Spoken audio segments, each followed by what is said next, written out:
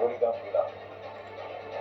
কোহিমা এবং কার্গিলের ওয়ার মেমোরিয়ালে খোদাই করা এই লাইনগুলো লেজটা কিরকম তালে তালে নাড়ছে দেখ। নয়, এক জীবন্ত ইতিহাস। জয় সূর্য ভক্ত শত্রু বসে আছে পাহাড়ের চূড়ায়, একদম সুরক্ষিত বার্তায়।